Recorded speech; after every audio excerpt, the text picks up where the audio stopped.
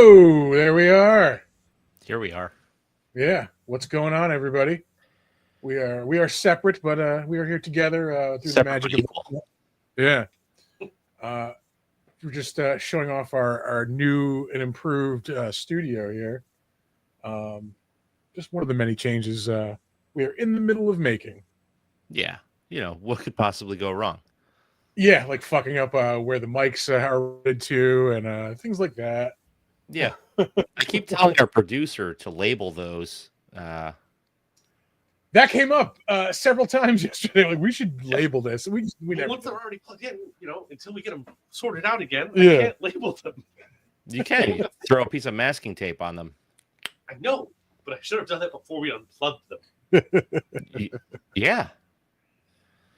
But yeah, no, the entire time we've been doing the show, we've had racks like off camera over here with all the like cool like memorabilia and stuff. All our knickknacks and tchotchkes. Yeah. So we thought, why not try to bring them out into the studio on screen? So yeah, this is what we got going right now. I'm sure it'll change, sort some things around, and figure out where stuff's gonna move. But it's fucking nice in here. Yeah.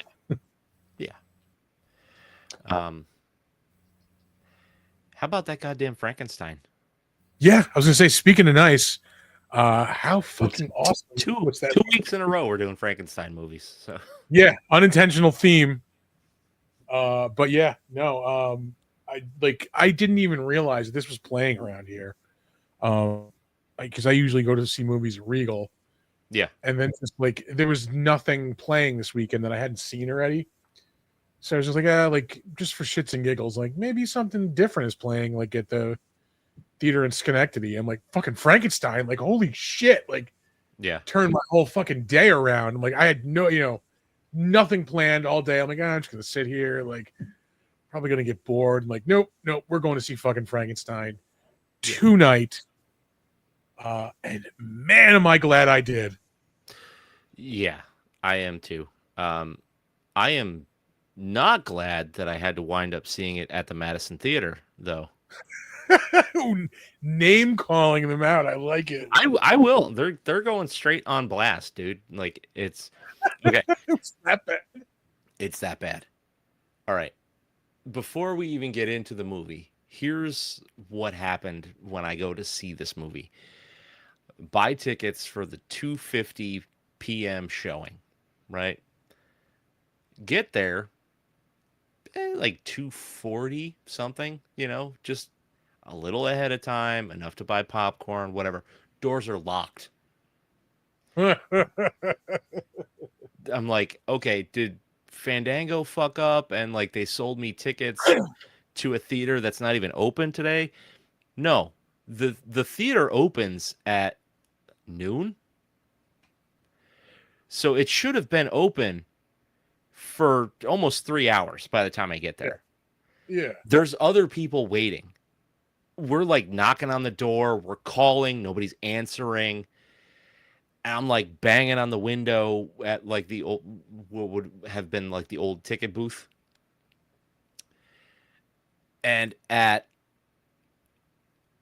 actually just about 2:50, the doors open up and a guy walks out, accidentally locks himself out of the building, has to walk around. So we wait for him to come back. Then we finally get into the theater. Oh, and great. Sorry. We were like, okay, let's get some popcorn. No popcorn is made. The popcorn that was in the machine is from yesterday. Oh. Yeah. Although, industry secret, a lot of the times, well, this is how it was back when I was banging anyway. Fucking when you go to like Regal, especially for like, not that they have like event movies anymore because nobody goes to the theater, but all the popcorn you were eating was probably made on like, if you were going on a Friday, probably like Tuesday or Wednesday, and then like shoved in the back room in a garbage bag until Friday. That's disgusting, but yeah. Whatever. Yeah. But like it was cold. Like it wasn't even fucking hot popcorn, right? So I get to the counter And I asked the guy, "Hey, can we get a large popcorn?" And he goes, "Oh, I haven't made any yet." I was like, "Okay, never mind.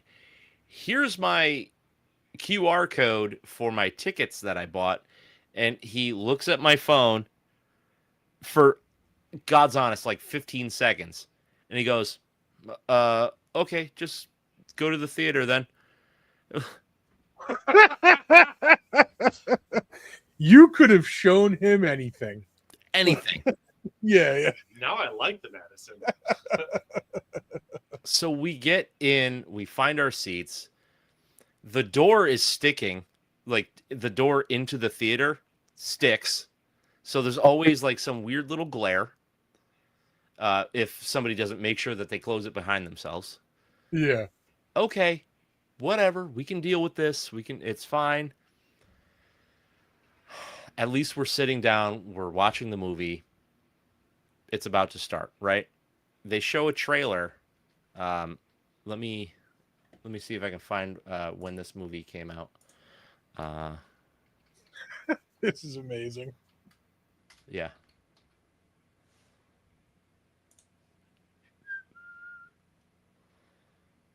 Let's see. When did that come out?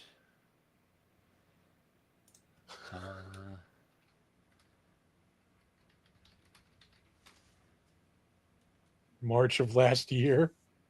Yeah, March. It was a trailer for Opus, which came out in March of 2015. Yeah. The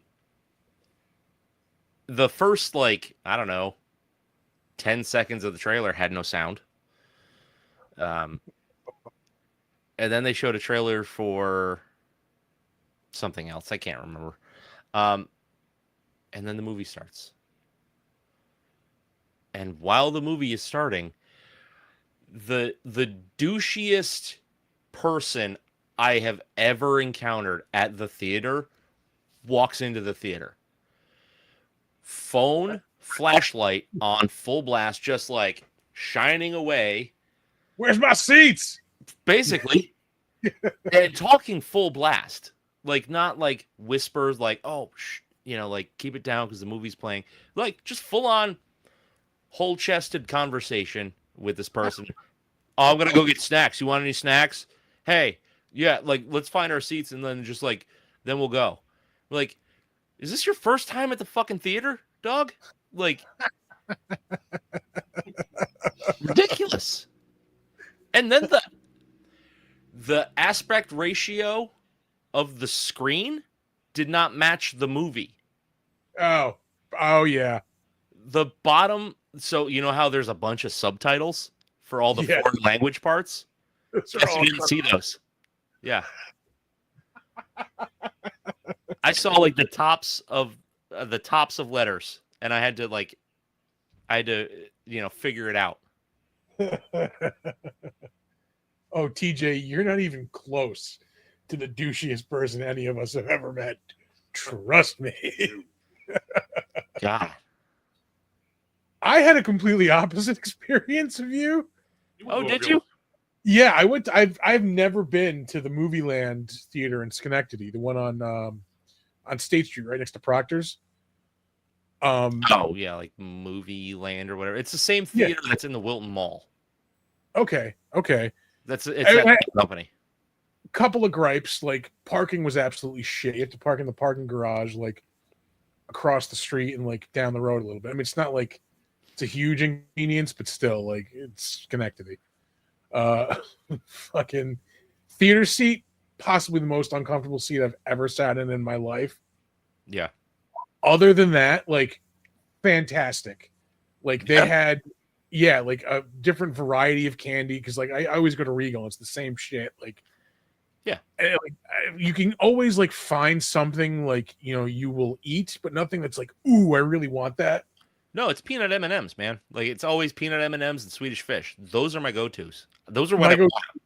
Yeah, sour Skittles right now is my go-to. But they had fucking burgers, they had hot dogs, they had chicken fingers. You could smell it cooking, and it smelled fucking great. When they started making popcorn at the Madison Theater, They burnt it, so I got to smell that. Burned And then I'm popcorn. pretty sure that's Great. what was beeping the entire movie. So yeah, I got a combo with like a hot dog, like a giant fucking hot dog with like the like the French fries. I call them bowling alley fries because like you can only find them like in bowling alleys and stuff like that, where they're just like fucking huge fries. They're super crispy, like they're just perfectly done.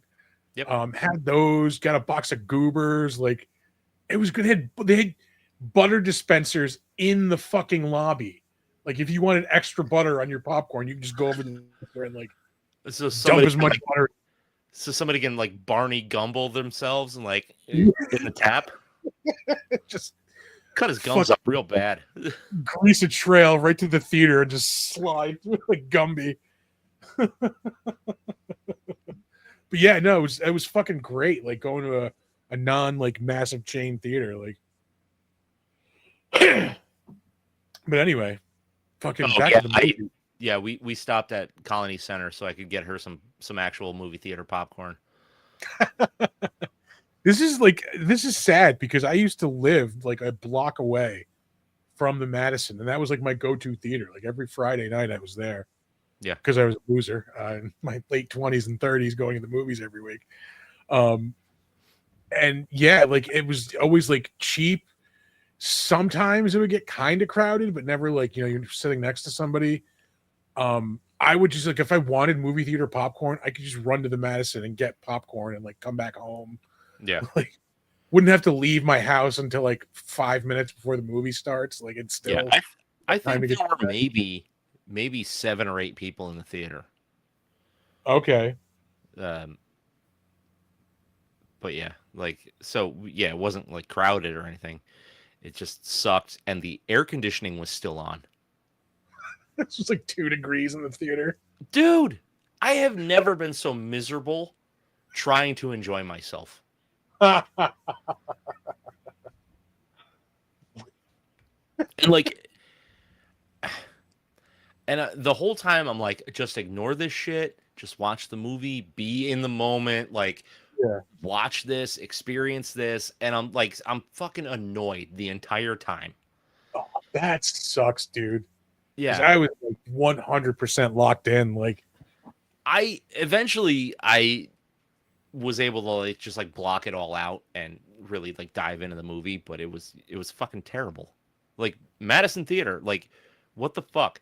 And she had like messaged them on Facebook, like, this is fucking awful. Like, what's going on? And they were like, oh, we're so sorry. There was a water problem in the bathrooms this morning. And we're like, what does that have to do with the movie theater not even opening until 10 minutes before the fucking movie? And no work has been done in this fucking place. Yeah. Yeah. Ugh, that sucks, man. I used to go to that theater all the time. And like, I hope to Christ that it's just like one fluke weird thing, like maybe it's better than that. But fuck, like I hate it. God damn, that's disappointing. Yeah. But the movie itself, so fucking good. God, like I could not ask for more. Like if you're telling me Guillermo Del Toro is making a Frankenstein movie, like this is what I wanted. Yeah, this is 100% what I wanted, what I needed out of a new Frankenstein movie. Like it's fucking so good. Like Amanda and I were walking out of it like that was fucking like amazing, right? Like that was so good. Like just like the whole way home, we could not believe how fucking good it was. Yeah. No, like Monique and I both agreed, like the movie itself, everything involving the movie, like looks gorgeous, sounds great, the acting was phenomenal. But I have critiques about the monster design. No, it's valid. It's totally valid. I have. Oh, no, sorry. Go ahead. I didn't mean to cut you off. All right. First of all, he's too. And this is a very Guillermo thing, but like the monster is beautiful, right? Like He's like this And- chiseled marble like statue, basically. Yeah, and that's fine. Like, you want somebody who's like muscular and fit because like that's what he's trying to build, right? But like this guy, like there wasn't enough going on in the face to make him appear like a monster. All right, And that's then valid. the color choices weren't good. So there was like that just that like one section over his eye, and then from there down was like blue, like a weird blue. Like it didn't read like monster. I actually liked the blue, but I wish it wasn't like patchwork like that. I wish he was like, if he was gonna be blue, like make him blue all over, make Yeah, him look all like of it would be. All of it would be blue. yeah. But no, that's valid. I think he looks. I like the look a lot better once he breaks out of the castle and he's on his own. Like he's got the fucking Once he gets the long hair and stuff like yeah, that, like and like the big overcoat and stuff like yeah, that. I think that look is really. I love the way this movie starts, man. It hits the ground running. yeah, Like yeah. it starts off, faithful to the book, although it does take a lot of liberties from the book story. Yeah. With the story in the Arctic, the ship stuck in the Arctic, and the way they introduce the monster, where you just see Frankenstein, Dr. Frankenstein first, and they're like, he's just like he's coming, and then you just hear that fucking like primal like roar, like Yeah. so badass, Yeah. like it's so awesome. It works. It works so well. Yeah, And the intensity, like this is so much a Guillermo movie because yeah, it's intense. The actual themes aren't what you might think they are. There's all of the religious iconography.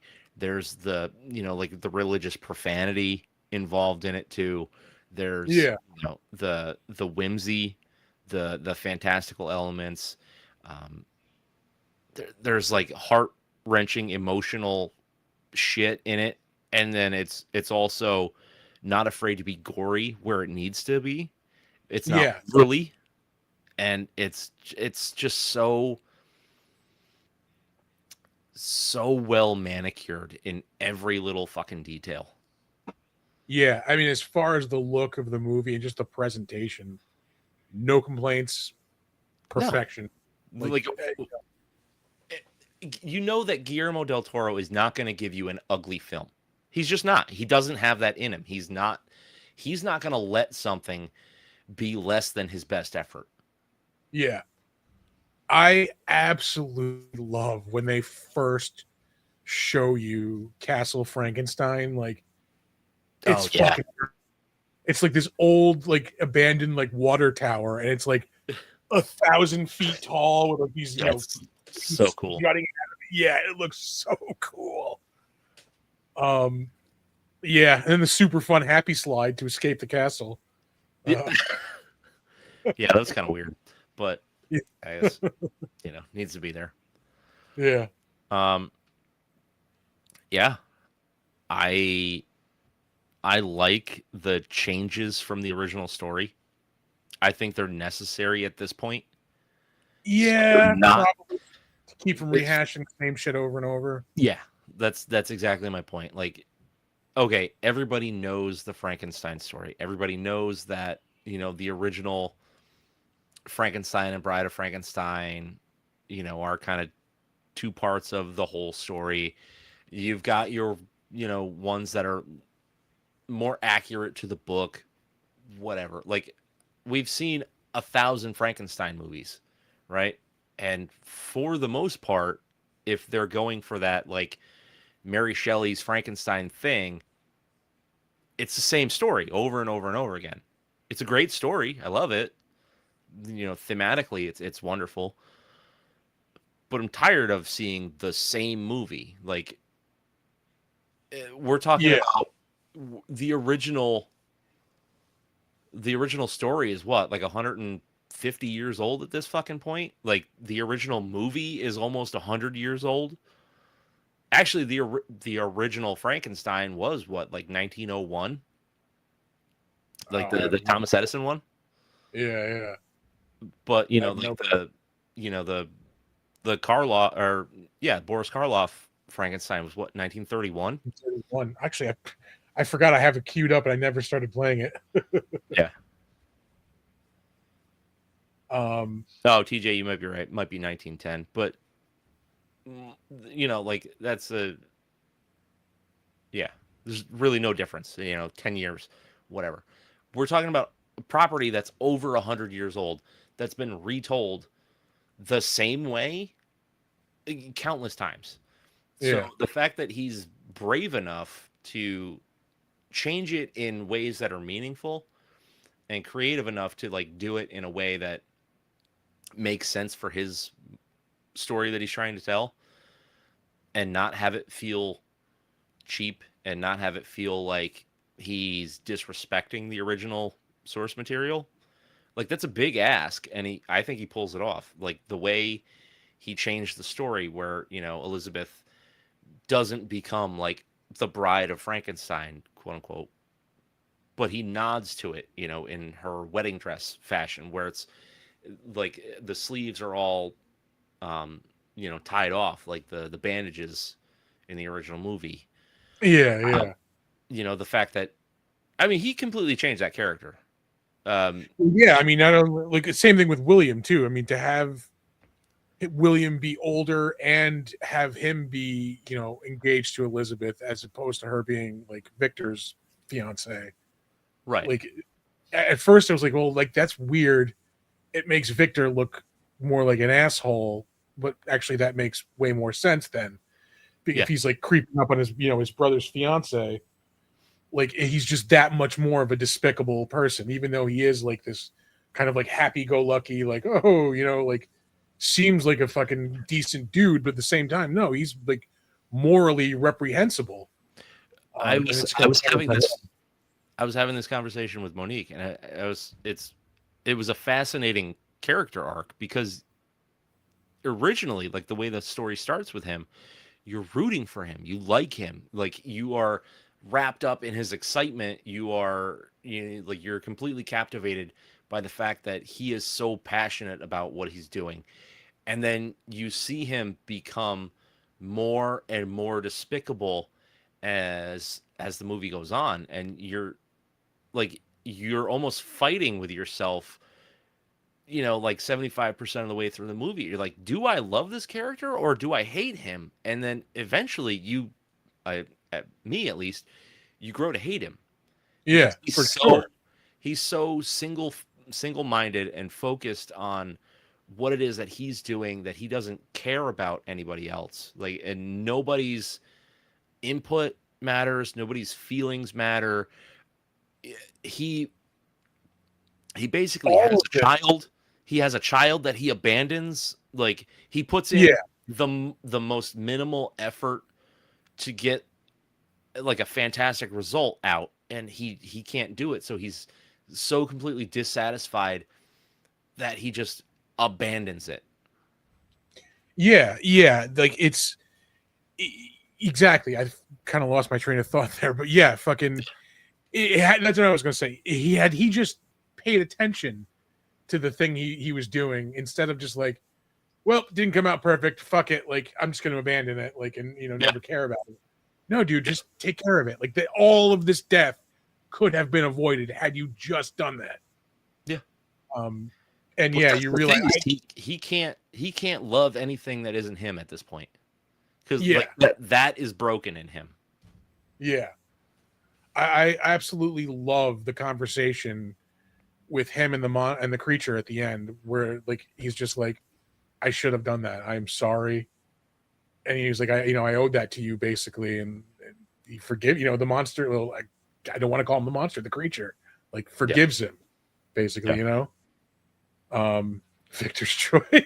Jesus Christ, DJ. Don't worry, Frankenstein's list is coming up soon. Yeah. Yeah, no, I thought that was such a great scene. Just the two of them, just like, yeah, my bad. Fuck you. Yeah. But we also had this conversation on because we were talking about the movie on a car ride home. We were like, did the creature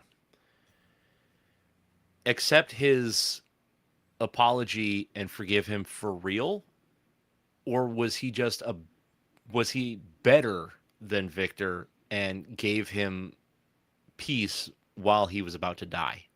You know what I mean? No, I think he did accept it because I think the monster realized, like, well, the reason I am a monster, quote unquote, is because I am so obsessed with vengeance on him. Yeah. Like, if I just let him go, if I forgive him, Victor even says, like, the I think he even says at one point, like, the most manly thing I could have done was, let you go or something like that. Mm-hmm. If he just lets Victor go, lets go of all that rage, like, there is a way for him to have a life. Like, Yeah. I think he finally comes to realize that. Oh, it was where the um oh my god, it was a really good quote too. It's by the creature. Um and it was like yeah, if I can't have Oh if I yeah, if I can't, I'll just have rage or whatever. yeah, if I can't have companionship, I either have rage or loneliness. If I can't fulfill one, then I'll indulge the other. Yeah. Yeah, yeah. Let me see if I can find that on IMDb. Yeah, it was in the Mary Shelley one too, in the one we watched last week. Yeah. The acting too, man, unbelievably good. Like Jacob Elordi as the creature was He did a really outstanding. good job. He did a really Yeah. good The whole, like, when he meets the old man, the blind man, and then, like, the way he loses him too with the wolves, like, holy fuck. Yeah. That was brutal. You just feel that fucking, like, loss of, like, this is my only friend. Like, I had to go through all of this just to make this one friend. Like, I don't want to do that again. Like, exactly what he's feeling, and, like, it's just, fuck, he was so good in this movie. It was unbelievable, man. Yeah. All right, here I found the quote. All right. My creator, I demand a single grace from you. If you are not to award me love, then I will indulge in rage. That's what it was. Yeah. Yeah. Um, No, it's sorry. yeah, the acting was amazing. Like I mean, we'll start from the top. Oscar Isaac's fucking portrayal of Victor Frankenstein was like it's a portrayal that we haven't really seen, right? It's flamboyant and it's not so much based in angst like a lot of the time we see it that way. Yeah. It's obsession, like it's always obsession, right? But like and the catalyst is always kind of the same, he's trying to stop death, but he's doing it in this like crazy flamboyant way. Like he doesn't do like the mad scientist thing. He's I don't know, he's almost more like a I don't know, like a Tesla kind of thing. Kind of. I like that they keep Because hammering. he's not like secretive about any of this shit. Like he's wide open. He's telling everybody, which is like a really good like new take on the character. Yeah, I like that they keep hammering home that he's like such a mama's boy. That, like, Yeah. the only thing he drinks in the whole movie is milk. Like, Yeah. they're really fucking hitting you over the head with that. But no, I don't think he doesn't go mad science-y. I think he does get to mad science-y. Like we talked about, like you see him go from like a really passionate student, like who's onto something, to mad science, but he's not over the top. He's not like, wide-eyed, like crazy screaming, like it's alive. We're used to. It's much more subtle, but it's still like mad science. Yeah. I mean, yes, I guess technically it is mad science, but like the portrayal of it is more it's more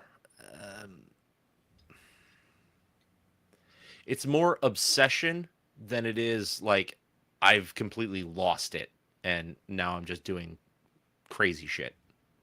Yeah. Oh man, what else is there to say? Like other than just A lot. There's a lot. Yeah, You I know? loved this movie so much. Yeah. Um, And to be completely honest, though, like as much as I do love it, I don't think I'm going to be going back to it that often. really? Like, I can't wait for this to start streaming. oh, I'm gonna watch it again at home, Yeah. and like because maybe I'll get like a different something out of it, because of the fucking theater being so fucking bad. But I don't know. I see this one the same way I see The Shape of Water, where I love it and I see it as this like amazing accomplishment, but I'm not in the mood for this version of the thing, Yeah.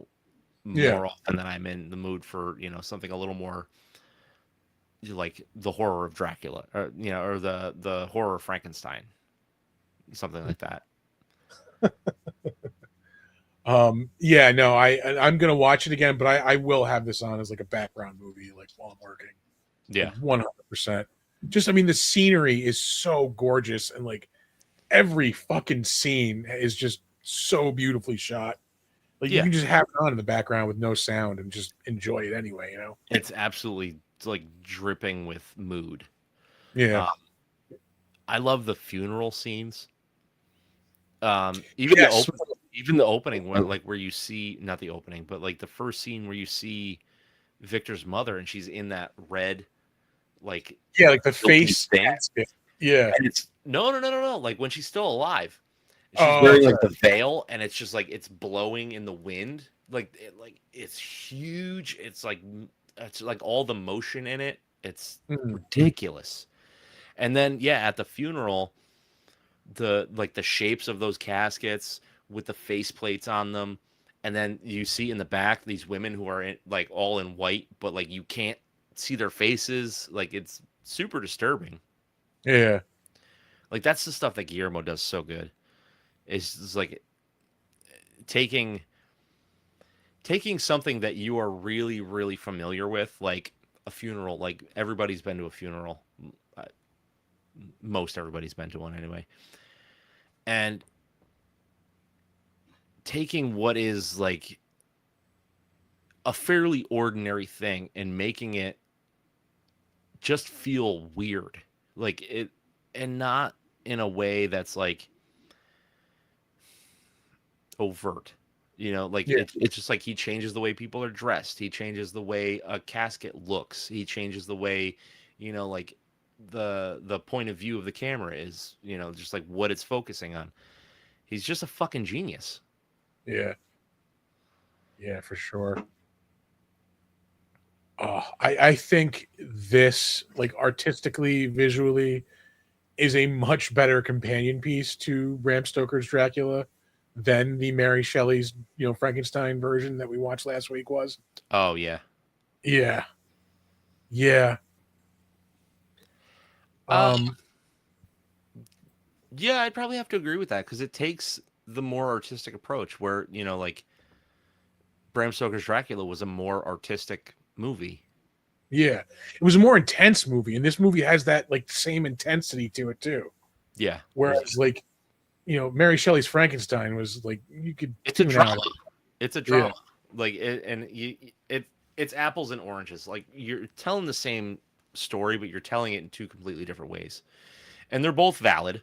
Like I like, Mary Shelley's Frankenstein or the Kenneth Branagh version. It's really good. This is just like way gooder. This would be goodest. Yeah. Um, I just wish I loved the Frankenstein's creature design more. It just yeah, that's valid. That it is didn't do the valid. thing. It didn't do the thing for me, and that's fine. I He, have I kind of get what he was going for. He looks like a Da Vinci sketch almost, like come to life, yeah, like those Da Vinci like anatomy sketches. Yeah. I don't know if I was too crazy about the like love story between Elizabeth and the monster. That was very weird. I didn't actually see that as a love story. I saw that as two people finding kinship, because Elizabeth even says, like, through her whole life she's always felt like a misfit, like she doesn't belong anywhere, like she's different, and she finds this, being who is the most different. Like there's no other more different thing, than a pile of dead bodies that's been brought back to life. Yeah. And she finds, kinship with him, and somebody that understands what it's like to be the outsider. And then he understands kindness from her. Like he understands gentleness from her. So I don't like, yeah, you could probably, see it as like a romantic thing, but that's not what I was pulling from it. Cause like initially, yeah, I was like, oh yeah, wow, weird love story between the woman and the monster. Like it's a very Guillermo kind of thing to do. But then I started thinking about it more, and I was like, I don't think it's romantic. I think it's just kinship. See, I went the other way on that. I started off with like she basically looked at him like she looks at like bugs, like she was very big into like bugs and stuff. Right. I think As that's this, probably like, where it started.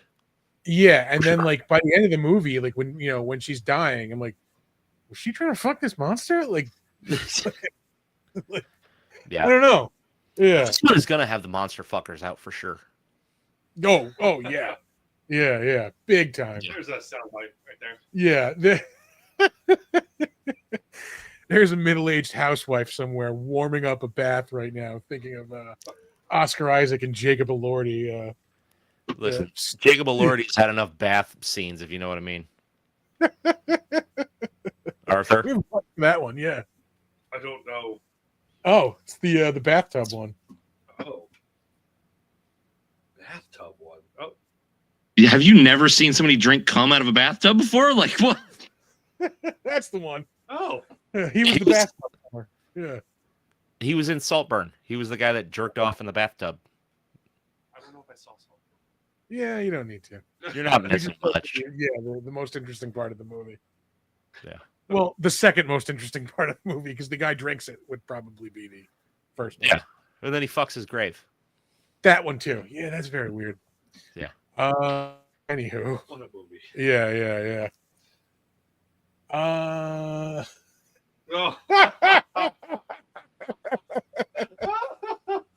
Oh, that's awesome. I can't. TJ.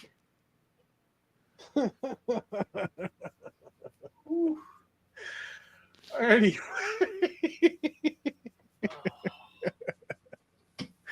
I love it. All right, we should probably throw some ratings on this fucker. We've been talking a long time. Yeah. But it's worth it. Yeah, oh, definitely. Definitely. Do you want me to go first, or do you want to go first? I'm definitely going high on this one. I'm going high. Yeah. I'm just trying to decide, like, how high am I going to go? Like, realistically. I have been a going nine. back. All right. I was very much leaning towards 10, just because I've given a 10 to Pacific Rim.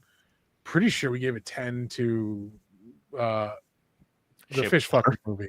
Yes, thank you. Shape of Water. I don't think we went 10s on it. We went Probably like 9.5. 8, I think, though. Yeah, we were like 9.95.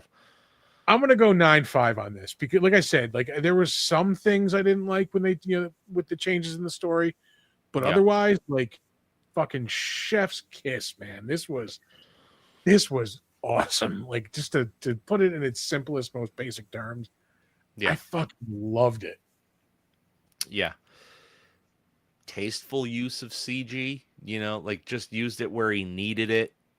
I'm going 9.5, not 8.5. oh, sorry. Yeah. But Yeah.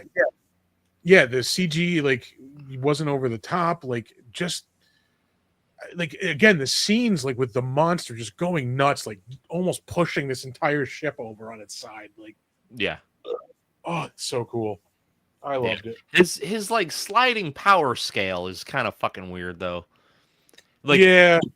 all right, and this is exactly what I was thinking when I was in the theater. I was like, oh, he can push this ship that's stuck in the ice in the Arctic. He can push that free, but he can't kill wolves efficiently. Yeah, that's true. Different skill sets. Yeah, I mean, also like the wolves thing happens, relatively soon after his birth, whereas like the ship thing is out after he's been on his own for a couple of years. He had time enough to grow long hair, dog. That's like what, 6 months? Bia! Just You ask a 6-month-old to fuck up a wolf. Tell me who comes back alive, the wolf or the kid? Yeah. Yeah. No, great movie. I fucking loved it. Bless you. Yeah, could not recommend it anymore. Like, fucking perfection, man. I again, like, when I heard Guillermo Del Toro is making a Frankenstein movie, like, this is exactly what I wanted out of that, like, combination. Yeah. You're putting chocolate on my peanut butter right now. Yeah, exactly. All right. You ready to move on to trivia? Let's move on to trivia. Oh, fuck. I forgot to. Go No. for it. We can hit it.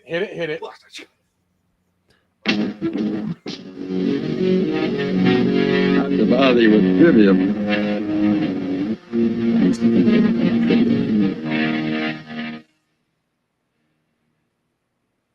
Okay, before you start, producer, What? can you? Try to put the sound bite for that thing on. Yes. I will work on that while he's doing trivia. It's in the shared favorites folder. If not, open WhatsApp. It is in a text to myself in WhatsApp. Sorry, we worked on a new bumper this week, and we really want to plug it in. All right. Okay, here we go. I was actually shocked that there was this much trivia, like already for this movie. Frankenstein's laboratory and Captain Anderson's ship were fully constructed sets. I wanted real sets, director Guillermo Del Toro explains. I don't want digital. I don't want AI. I don't want simulation. I want old-fashioned craftsmanship. People, painting, buildings, hammering, plastering. Like, yes, we need more directors who are ready to just be like, okay, CGI and AI, like, we're done with that. We need to move back into the real shit because it looks so much better. Yeah. I did like the look even of the ship. Like,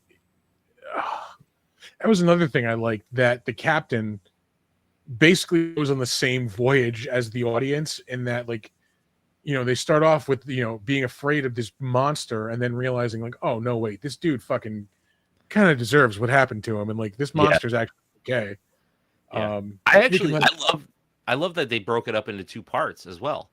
So you get the story from Victor's side, and then you get the story from the monster's side. Yeah. No, that was real. I liked how they did that. Yeah.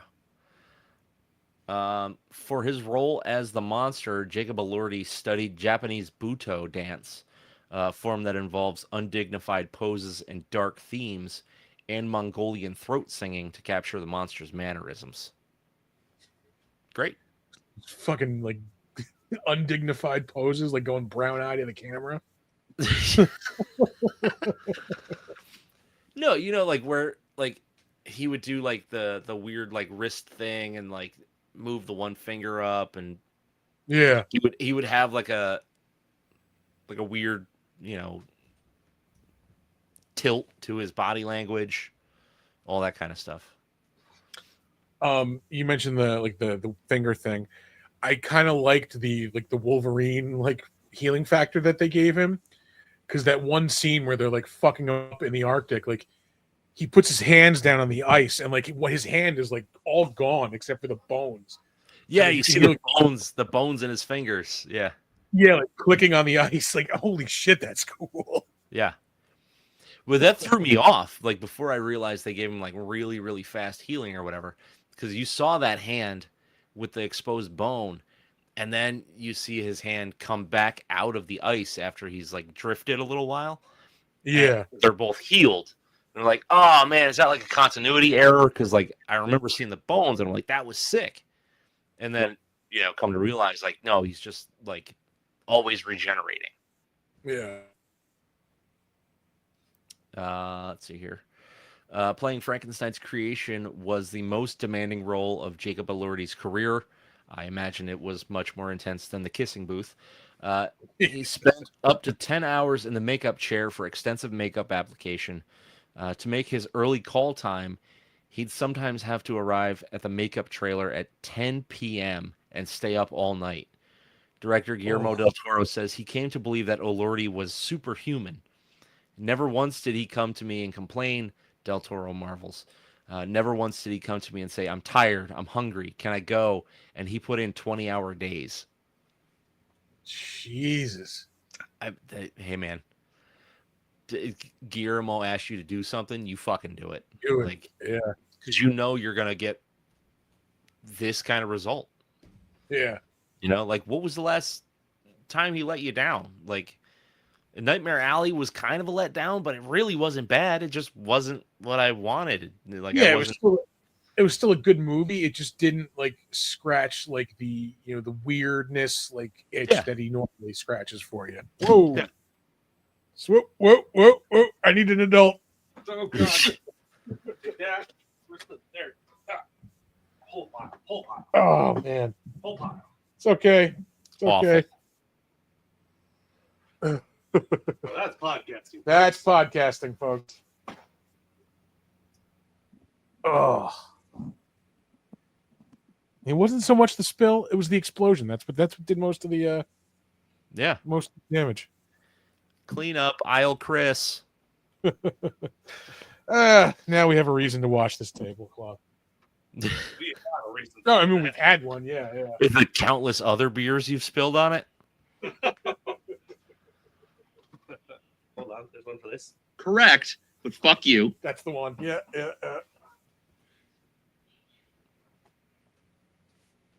Ooh.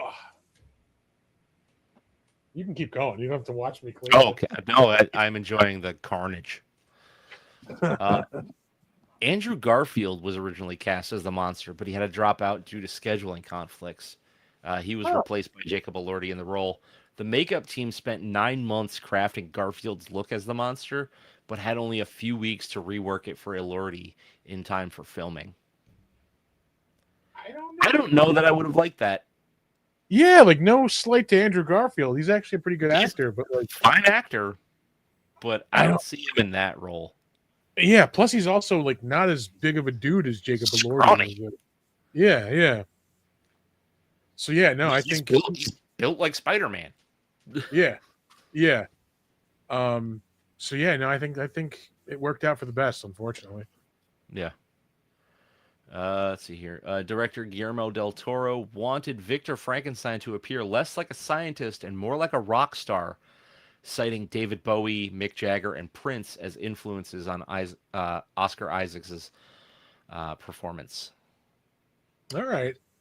He was looking pretty like pimping with the fucking hat and like the cane and the scarf. Yeah. Yeah. Fucking Victor Dolomite Frankenstein.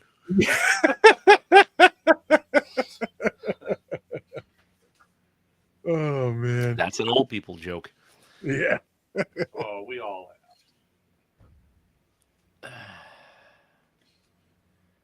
Artist Bernie Wrightson, who drew the illustrations of the 1983 Frankenstein graphic novel, on which the monster design is based on in the film, was a close friend of director Guillermo Del Toro. Del Toro licensed Wrightson's illustrations of the monster before the film's pre-production. All right. I can see it in the end version of the monster. Yeah, the long hair stuff. Yeah. As I was watching this movie, I was thinking, like, I 100% need to get a copy of that graphic novel. Yeah. Yeah. We have in our studio, we have a print. Oh, really? Yeah. Ooh, all right. Yeah, we have a print of it on the wall of our studio here, which is pretty awesome. It's probably the coolest lab illustration I've ever seen. Yeah, yeah. You could stare at it for hours and just like look at all the little details and stuff in the lab. Like it's incredible. Yeah. Oscar Isaac was director Guillermo Del Toro's only choice for the role of Frankenstein. He knocked it out of the park. The man has vision. Yeah, yeah. Guillermo del Toro considered at one point making the film into a trilogy, potentially making each part focused on one of the three main characters, Victor Frankenstein, the monster, and Captain Robert Walton. I don't see that as necessary. I don't think Captain Robert Walton needs a fucking movie. No, totally. Like, yeah. And I would be against that being two movies. Like, no, just make a movie like that tells the whole story. We're good on that. Just thought of another soundbite to use. It's a good change. That's a good change. It's a good thing. Oh, we got to get that one. Yeah. Used to be shit house. It's a good change. While filming the laboratory scenes, a large sticker featuring Boris Karloff's version of Frankenstein's monster was placed on the wall. Right. I'm here for it. And director Guillermo del Toro considers the major theme of the Frankenstein story to be of failed parenthood rather than the mishandling of science. And he said, "For me, it's not a cautionary tale. It's about the human spirit. It's about forgiveness, understanding, and the importance of listening to each other. It's a European tale told from a Latin American view." Yeah, that's like pretty spot on. Yeah. I mean, that is pretty much what he hammers home in this version, that like it's failed parenting that caused this. Like, yeah. Yeah. And like, yeah, I did not go into this movie expecting to shed a few tears, but it happened. Like there was like moments in it that just caught me. And I was like, oh fuck. But yeah. God damn, this was good. Yeah. But that's it for trivia. Shall we move on to 1-star reviews? We shall.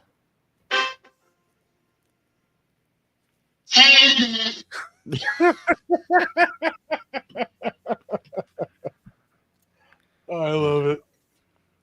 Ridiculous. I am shocked that there's one 1-star review. Because there's always one asshole in a group. That's why. Yeah, you'll fucking love this. Oh, This fuck is this. titled. I'm going to preemptively say, fuck this person. Yeah. Just say the title. Yeah. The title of this: watch Kenneth Branagh's Frankenstein instead. Yep. Fuck this person. Having read the book and seen Branagh's most faithful adaptation, Mary Shelley's Frankenstein, it is faithful. It's not the most faithful. 1994. I certainly had high hopes. Del Toro is one of my favorite directors, but unfortunately his Frankenstein lacks the intrigue, thrill, and wonder compared to his earlier films. Actually, this movie is so overrated with all the high scores, which I'm suspecting are from the Elodie fans and people who haven't read the book or watched Branagh's far superior film. We literally watched it a week ago, dude. Yeah. I like it. I don't like it as much as I like this. Yeah. 20 minutes in, and there's little chemistry between the characters. The story is slow, and it just feels like a lot of effort is put into visuals and not substance. The storyline goes off on its own tangent, like the soundtrack, which is completely wrong. The soundtrack is not wrong. No. The scene where Victor is slicing corpses, there's a waltz playing, as if to say it's just like tiptoeing through the tulips to Dr. Frankenstein. Yes, that's exactly it. Yeah. Like, you're not interpreting that incorrectly. He's mentally unwell. Yeah, he isn't like he is enjoying himself as much as if he were like at a ball dancing to that song. Like, Yeah. yeah. There is a total lack of serious, somber, and ominous mood. No, there isn't. What the It's fuck just movie it's is just this guy? not it's just not where you think it should have been because Yeah. it's perspective. You just don't have the right perspective. Uh, is this movie anything but somber? Yeah. Fuck. The whole movie just feels like child's play. Target audience is probably late teens to 20-ish viewers. It's almost near the hour that Dr. F finally brings the creature to life, but not before an insane additional scene put in purely for gore when Harlander insists to be part of the creature despite he's infected with syphilis. He and Victor fights, and Harlander falls to his gruesome death. I mean, that really calls back to Igor and Bela Lugosi in like The Ghost of Frankenstein. Yeah. Like, You know? it also brings more tension between Victor and his brother and Elizabeth. Like, it's for a reason. It's not just for gore. Yeah. And it's not even that gory of a scene. No, like the goriest part about it is he lifts him up and you see that the back of his head is like broken in. Yeah. Yeah. Like, whatever. The movie goes off Shelley's book a lot for no good reason whatsoever. It's quite disrespectful. It shouldn't But even again, be we called. talked about it. Yeah. Like, you want to see the same shit over and over again? Do you really want to see the same fucking movie every 20 years based as closely as somebody can get to a book from 150 fucking years ago? Yeah. You Yeah. want to Like, see a new interpretation that holds the spirit of the intended story. and then like, you know, we talked about, I said the thing with like the love story between Victor and Elizabeth. Again, the change makes him much more of a reprehensible person. Yeah. Like he's that more, you know, much more morally corrupt. Yeah. I do also love that he's like, you know, I love you. Just like, ew, fuck you. Yeah. No, the total rejection is great. Yeah. Like, she doesn't even entertain it, like, at all. Yeah, it's like, how You dare see you? where it's great because, like, you see that she thinks he's full of shit, right? And then they start to kind of warm up to each other. They start to have kind of a friendship going, and then he takes it too far, and she shuts him right down. Yeah, yeah. Again, he Uh, takes it too far. Like he's taking science too far. Yeah. Let's see here. The most annoying is Elizabeth having a lot of beef and clashes with Victor when in the book she's in love with him and calms him down because of her kind nature. In the movie, He's she also yeah, starts he's bonding with the Elizabeth creature. has- In the movie, she also starts bonding with the creature and almost looks like she's swooning and turning it into another Elodie fan. I think this guy just hates attractive people. Okay, I have narrowed it. This dude is either like a 22-year-old film student incel or like a 55-year-old guy like who like the first time he ever saw any Frankenstein was the you know, the Kenneth Branagh one. He's just been stuck on that his whole life. Yeah. It's one of those two dudes. I don't know, man. I think the film snob would be like, I only watched the Andy Warhol Frankenstein. Oh, that was yeah. Yeah. Yeah. Anyway, it's just a little bit more to go here. This movie is disappointing on so many levels, and I'll bet when the hype dies down, the current 7.8 out of 10 rating will go down too. Sad to say, it doesn't do Shelley's legendary story justice, and even sadder that Del Toro felt he had to change pivotal plot lines. It's absolutely gut-wrenching when someone messes with an iconic book. Hollywood should stop rehashing so many movies that don't need new version. Just leave classics, books, and movies alone. Go create something original like Mary Shelley did. And then The by that fucking logic, balls on this guy. yeah, by that logic, how is the Kenneth Branagh remake of Frankenstein okay? So I'll have you know that I just went to this user's profile. He's put in 50 different ratings. I don't see anything above a 2. Yeah. Yeah. I'm Uh, thinking now I'm back to film snob. yeah, Like 22-year-old incel film snob. just a fucking piss baby. Fuck off. Yeah. Like, okay, there are certain things I will be like film snobby about, but I can also take myself away from that. Like, if a movie is made like shit, looks like shit, story is shit, then I have no problem telling you your movie is shit. But if you're coming to me with something like, okay, let's just say this is inspired by Mary Shelley's Frankenstein, like all the key pivotal points are here, and it's just got somebody else's flavor in between those points. Like, he's taking his own path to get to that next storyline. That's all he's doing. Like, and that's what Yeah. a good version of somebody else's story should do. Because if you want exactly the book, just go read the fucking book then. Yeah, exactly. Like, he's putting as much Guillermo Del Toro as he can in this movie and still keeping it like relevant to the original. He's keeping the bones of the original story here, and then just kind of doing what he thinks is good storytelling, which is how you get from point A to point B to point C, and then you finish the movie. Mhm.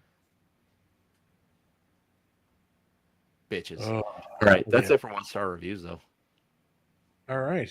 We will move on to the crapshoot. No. I don't know. Better known as. No, better known as, hey, my I know bad. you. I know you. I knew you. I knew you. It's you ain't you. Getting a little ahead of myself. We will start off with director Guillermo Del Toro, who we have talked about at length several times before, Oh, shit, including, dedicating May of 2023 as Guillermo Del Toro. Yes. Yeah. Got that in the first try. Yeah. That's usually a mouthful. If you're watching us, chances are you are familiar with Guillermo del Toro. I hope We so. are, of course, huge fans. If you are not, may I suggest going out and watching quite literally anything he's made Pretty much. immediately. Like, Yeah. if you get into like the really old stuff that he made, it's a little more like artistic.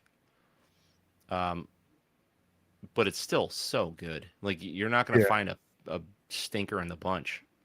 Yeah. I mean, highlights include Pacific Rim. We've talked about that before. This is just his writing stuff. Oh yeah, sorry, I went directing. Pan's Labyrinth, which we've done on this show before. Shape of Water. I mean, he's just a fucking master at directing. Fucking Hellboy 1 and 2. Like, Hellboy 1 and 2. Yeah. I still haven't watched Pinocchio. I really need to watch that now. Anyway, I really don't think there's much more to say about him. We still haven't done the first Hellboy on this show. We did do the second one. we didn't? I don't think we did the first one. I'm almost positive. Yeah. We'll have to go back and check that. Yeah. But yeah, no, go out and familiarize yourself with Guillermo if you have not done so already. Yeah. Moving on, Oscar Isaac, who plays Dr. Frankenstein in this, probably most well known for being Poe Dameron from the Star Wars sequel trilogy. He is also Miguel O'Hara, aka Spider-Man 2099, and Spider-Man Beyond the Spider-Verse. He is also Moon Knight in the Moon Knight series from Marvel. Yeah. He is also, I mean, he's been in some great movies. Ex Machina is really, really good. I loved him in Doom. Dune, yeah, as what's his name? Timothy Chalamet's father. He is Gomez Adams in the animated Adams Family movies of recent production. There we go. That made sense. Yeah. He was in Annihilation in 2018. 2018. That's a really good movie too. I haven't seen that in a while. He was Apocalypse in arguably the shittiest X-Men movie ever made, X-Men Apocalypse. Although Dark Phoenix was really fucking bad too. That was bad. That was bad. Yeah. I don't know which one I despise more. I think Um, I didn't like Dark Phoenix more because it never seemed like it went anywhere. it doesn't even have like anything to do with the Dark Phoenix story, like from the original comics.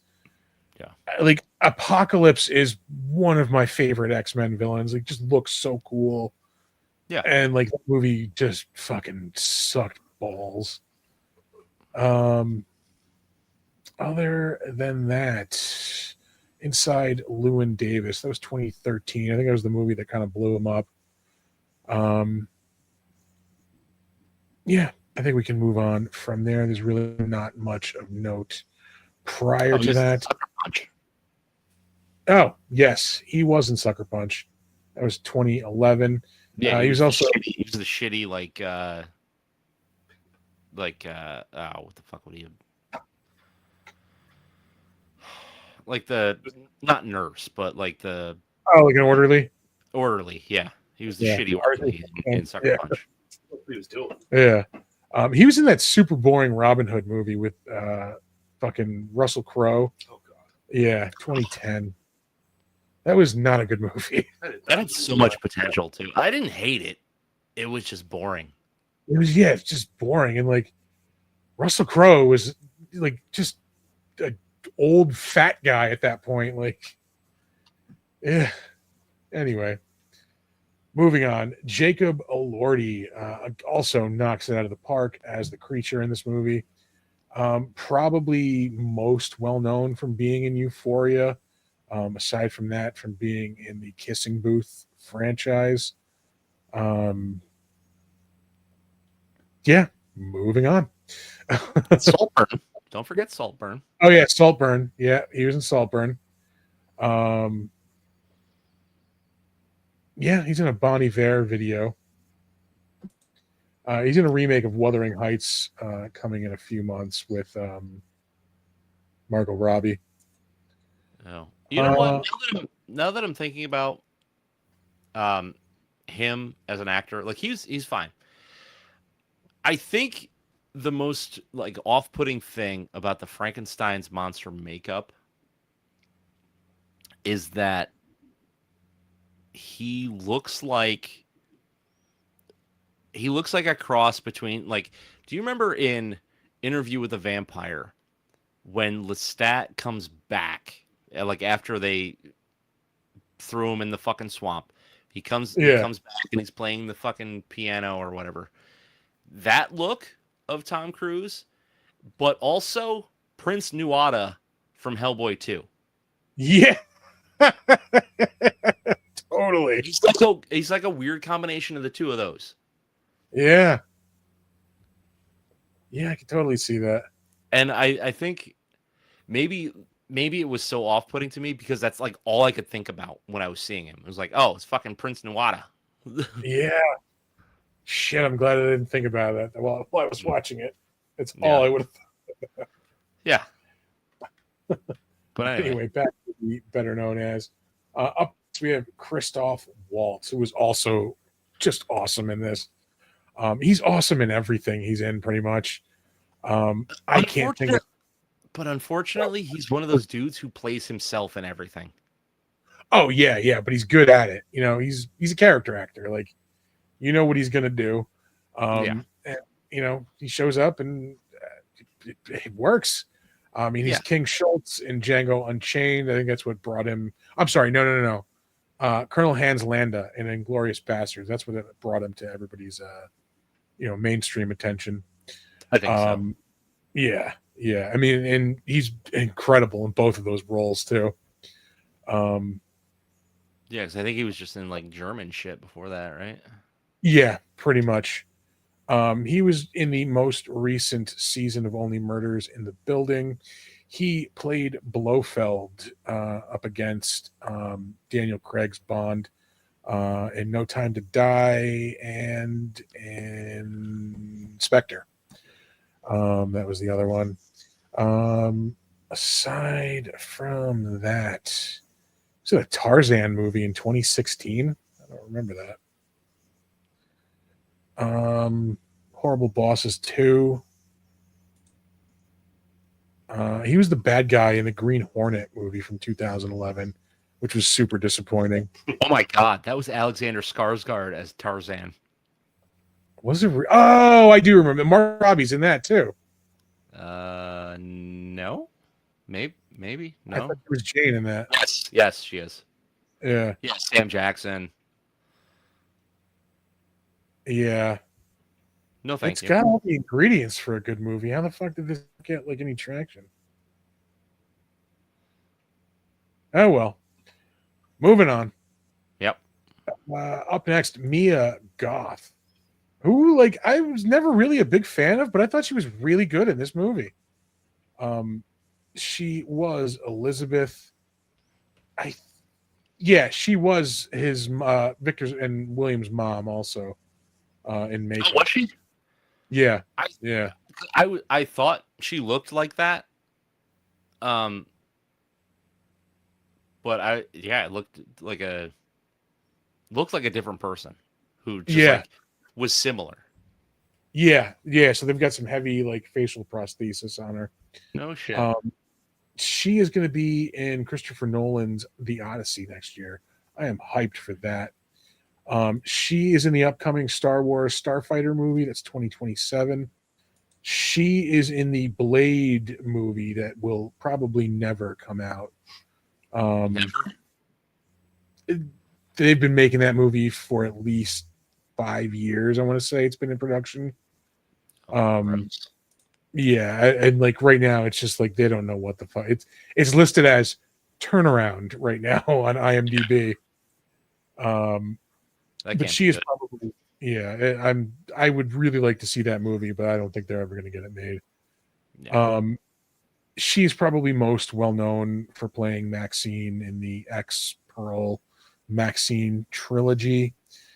Aside from that, she was in Infinity Pool. That was 2 years ago. She was in the Suspiria remake in 2018. Mm-hmm. Other than that, Nymphomaniac Volume 2, 2013. It's a Lars von Trier film. Up next, Felix Kammerer. He was William Frankenstein in this. He was in the All Quiet on the Western Front remake from a few years back. Did that win Best Picture? I don't remember. It was at least nominated. I don't remember. Yeah. That was the only reason I saved it, because I believe he's the main character in that. Up next, we have Charles Dance, who we have talked about before. Also another character actor. He's going to show up. He's going to be the gruff, stoic English older guy. He's going to be a giant asshole. He's Tywin Lannister. It's probably what he's most well known as. He was the bad guy in Last Action Hero as well. And the bad guy in Space Truckers. Space Truckers, yep. Was it the first episode of Regrettable Reviews? No. It was like the third or fourth, but I made her watch it. Yeah, I think we talked about him when we did. You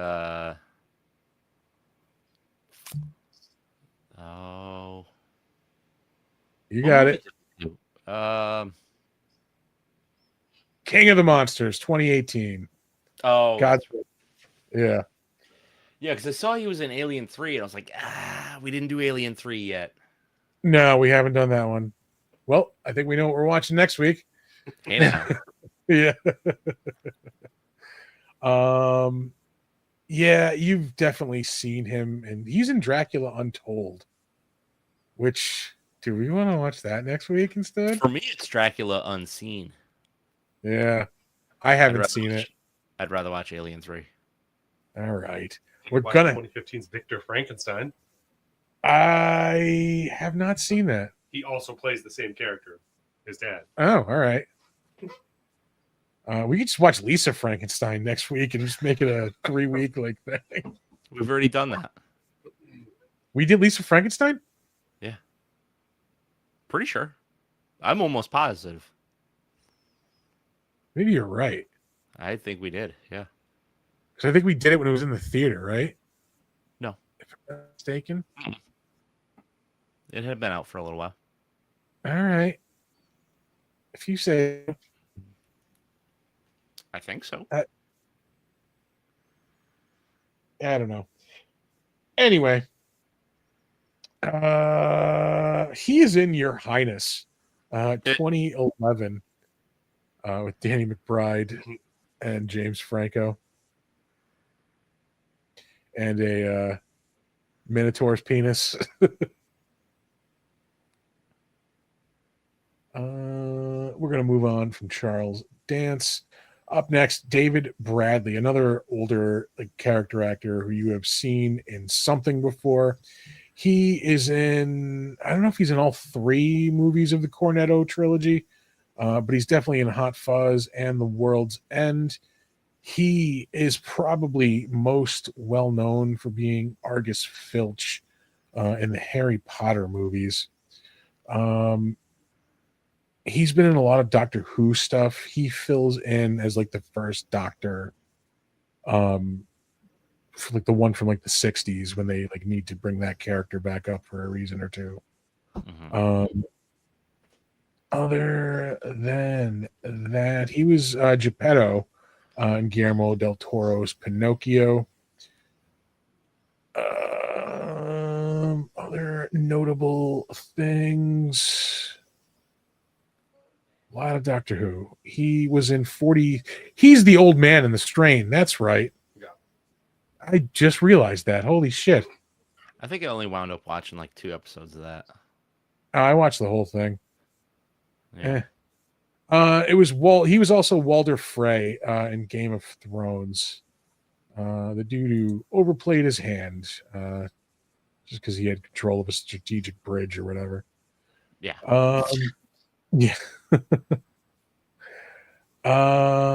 Let's see. He's in Captain America, the First Avenger. We might move on, but I know there's other things I'm gonna miss that he was in. He's an Exorcist at the beginning. That was the year we got 2 competing Exorcist movies. Yeah, that was a weird year. Yeah. Not only 2 competing Exorcist movies, but competing prequels. Yeah. Well, because I think they had sold the rights at the same time to 2 different companies, or Yeah. they were both trying to compete for the fucking thing. All right, we are going to move onward. Lars Mikkelsen shows up in this. I did not realize watching this. He's the captain of the ship in the Arctic.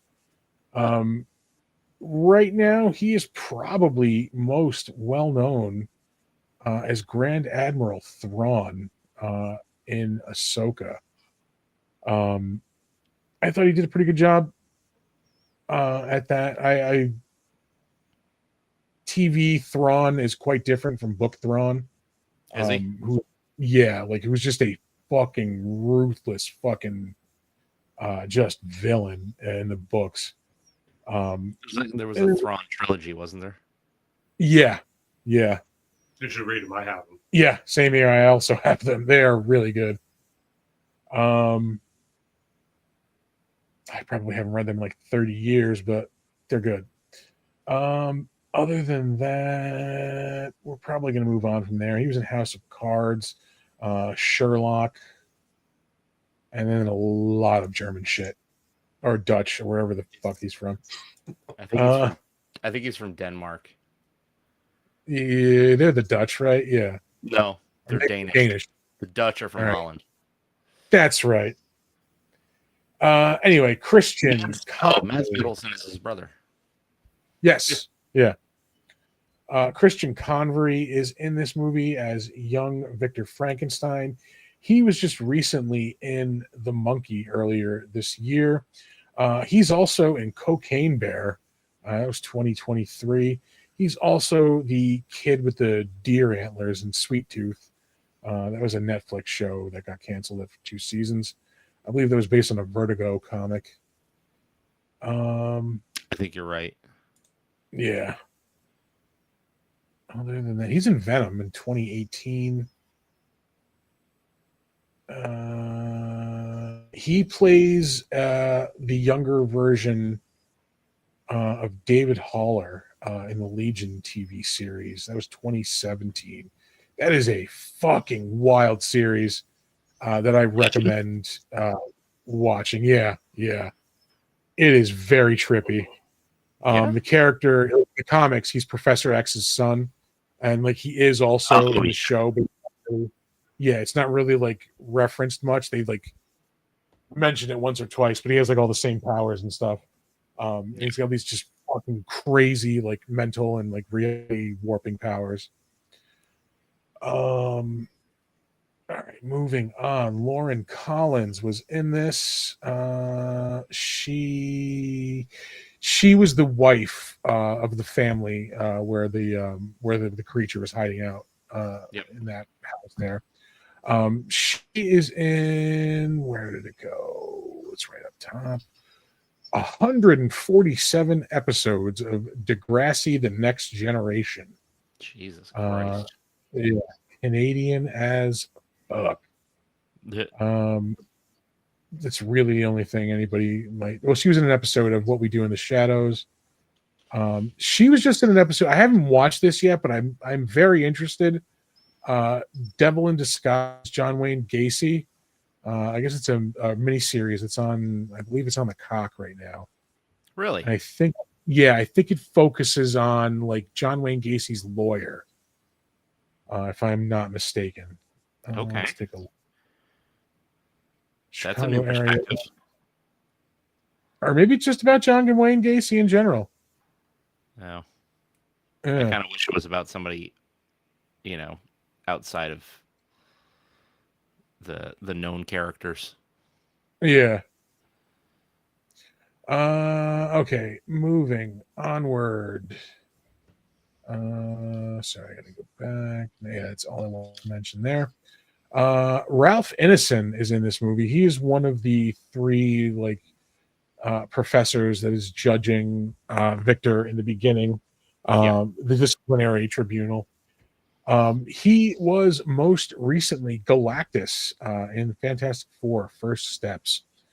He's also the Green Knight in The Green Knight. He was in The Creator, the Hulu sci-fi movie from a couple of years back. He's also the father in The Witch. That was 2015. That's such a good movie. It's a really good movie. He's also in Nosferatu. So this dude's getting fucking the market cornered on gothic horror. A Dracula and a Frankenstein movie within a year. He's in The First Omen. I did not enjoy that movie as everyone else seems to. I didn't either. Yeah. Yeah, we're gonna move on. A lot of character actors in this movie. He's another one. Like you've seen this dude in something. He's gonna be a gruff British dude in it. Sorry, go ahead. I thought you were saying something. I wouldn't say anything. And last up, we have Bern Gorman, who we have talked about before. He is a staple of Guillermo Del Toro movies. He is, what's his name? Dr. Gottlieb in Pacific Rim. Yep. He's another dude who's just in a ton of things. You've seen him in something. He was in Beetlejuice. Pinocchio. He's in Torchwood. the Doctor Who spinoff series. He's in a lot of that, it looks like. He's in Enola Holmes in the first one, 2020. He's in the Pacific sequel, unfortunately. Ugh. But hey, everybody's got to make a paycheck.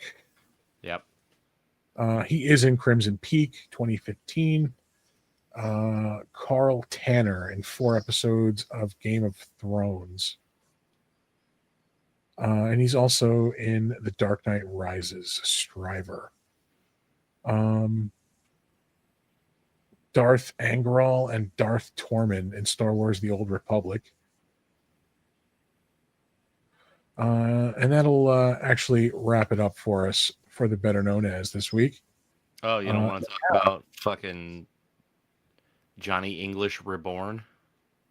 Oh, somehow I went over that one. Yeah. Weird. Yeah. Well, let's move on to the crapshoot. All right.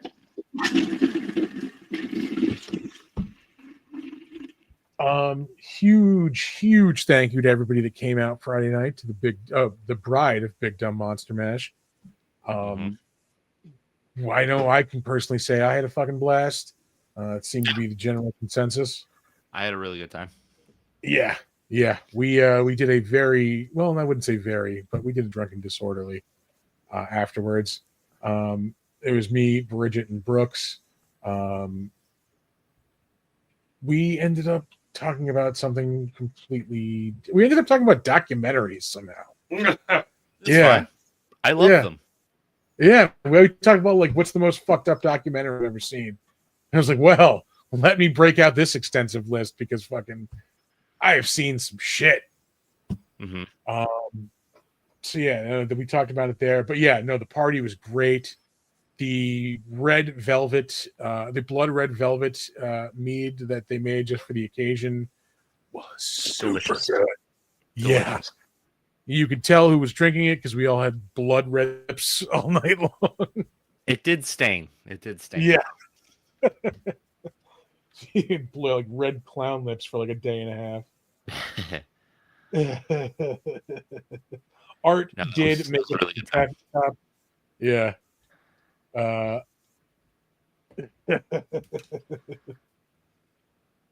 Yeah.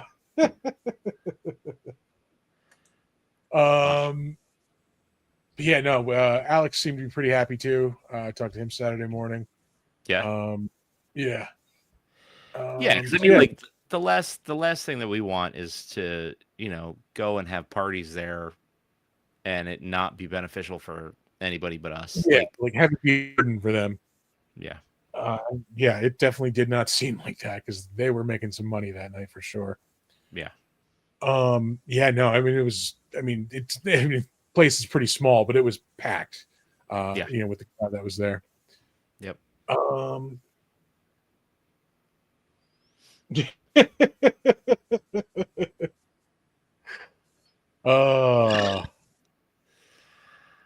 TJ, you're a man. I saw something other than Frankenstein this week. Did you? What the fuck did I see? I don't know. I've been watching a lot of Star Trek. I'm still working my way through Strange New Worlds. I'm nearing the end of season 2. Okay. What's the most current one? 5? 3 was the most recent one, I believe. Oh, really? Jesus 3 or Christ. 4. No, 4. Because I believe 5 is the last one. So yeah, this recent one was 4. Okay. Oh, I know what I saw. I saw Begone Thursday night, the new Yorgos Lanthimos movie. Yep. Yeah, I dug this shit. You were talking to us about that at the Bull and Bee. Yes. Yeah, no, that was really, really good. Yeah. That, like, he's up there for me, like, director-wise with, like, James Gunn or Edgar Wright. Like, if I see this director is making a movie, I'm going to go see it. Like, 100%. It was good. It's crazy as usual, but I highly recommend. If you like, I don't even want to explain what the fuck it's about because it's just so crazy. But if you've seen the preview, like if it looks interesting, go check it out. Here's the blurb on IMDb. Two conspiracy-obsessed young men kidnap the high-powered CEO of a major company, convinced that she is an alien intent on destroying planet Earth. Yeah, that is it. Yeah. That's Emma Stone without hair. Yeah, they shave her hair off like when they kidnap her. They're Wow. like, because that's how you contact your ship. Yeah, it's crazy. 7.7 on IMDb. Yeah, I really enjoyed it. I watched the John Candy documentary. Yeah, It was really good. Yeah. it's really good and really sad. Yep. Yeah. But highly recommend checking that one out too. Yeah, it's really, really good. It's called I Like Me. Yeah. Um, Getting used to that being there. have to scoot a little closer. Yeah. What else we got? Anything else? I think it's mostly been this and Star Trek. Tulsa King, obviously. Yes. Yeah, this was a good episode. Things need to happen. They like this season has like stalled out. Yeah, there's a little less like place setting this episode. Like some things are starting to happen. Yeah. So yeah, and I'm still hooked. Just trying to watch Sylvester Stallone form a coherent sentence might be the most entertaining thing I've ever seen. What's hilarious is like he's not stupid. Yeah, like, no, he's not. He is not actually an idiot. He just comes off as one. Yeah.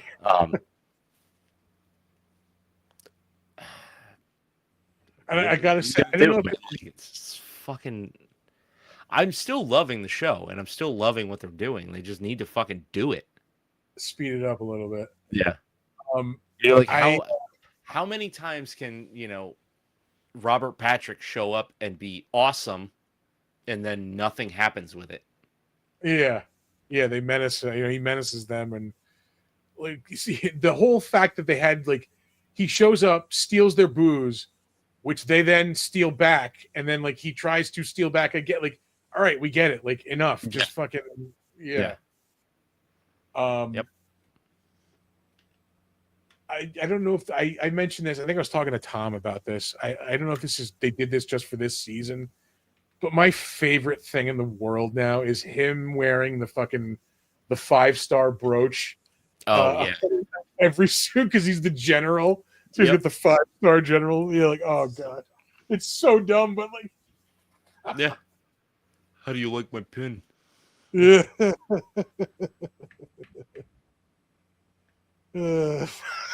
Vote Curtis Lee up from here. I love it.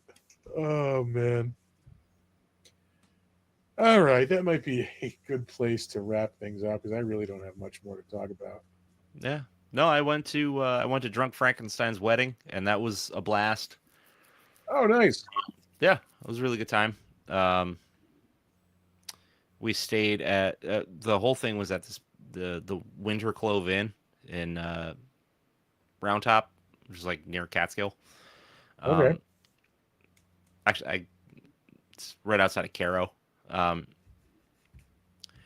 we stayed in the room, like the last room available. There's 47 rooms. We're in room 47.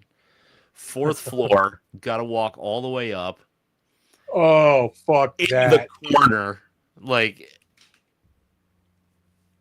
it was cool because like we had like the top room, and like if you look from the outside, it's like this one that's in this red pitched ceiling. Yeah. It's like the big bay window. So like it looked haunted as shit, but I mean nothing crazy happened other than like drinking. That novel would wear off the first time I had to hike up 4 flights of stairs to get there. Yeah. But the walk out, notwithstanding, it was a really good time. But yeah, no, nothing else really. I will say there is no defenestration hour this week because Tom and I are actually going to New York. We're going to go see How Did This Get Made Friday night. Oh, So, nice. yeah, I'm sure we'll have stuff to talk about. Do you know what it is they're going to be talking about before the show, or no? They're doing Monkey Bone. Yeah. I knew you would take offense. We got made because it's awesome. Yeah. Yeah, I saw that. Like, oh shit. I love that movie so much. Yeah, no, I'm looking forward to that. We're gonna go get some Katz's Deli also while we're down there. I'm gonna tear that shit up. You get a pastrami sandwich the size of your fucking forearm. Yeah, costs a fucking fortune, but whatever. It's so good.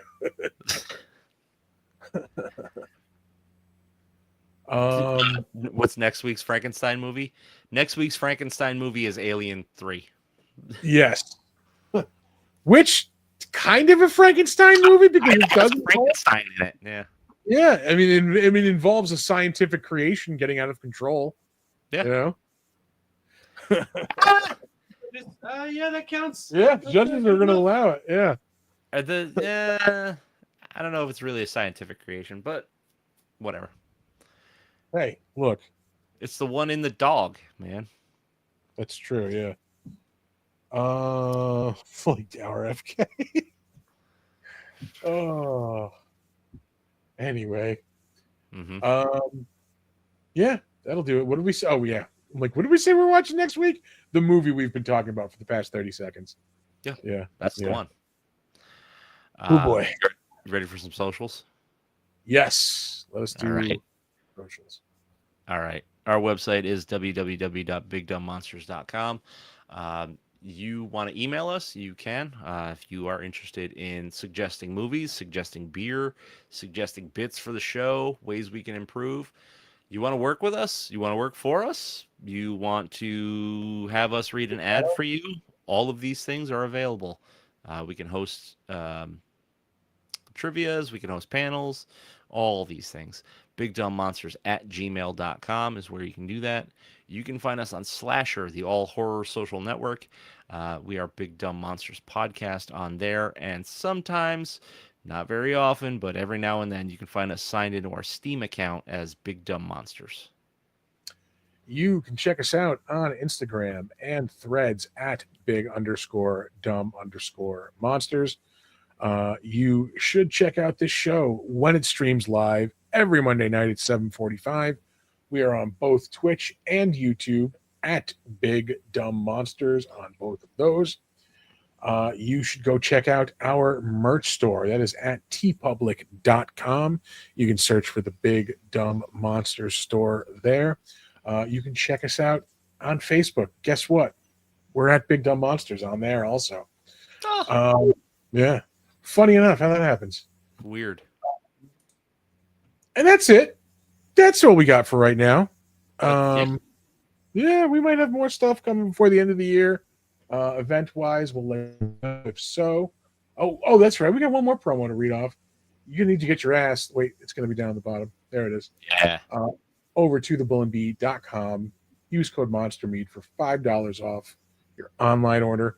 Apparently, the red velvet was like just for the occasion, so I think they sold out of it over the weekend, like or at the events they were at. Blows. Yeah, because that was amazingly good. It was really good. It was really, really good. Yeah. But who knows? Maybe we'll have it for the next, soiree. Yeah. Watch this space for details if if that happens again. Throw some words of wisdom and just shuffle on off into the night.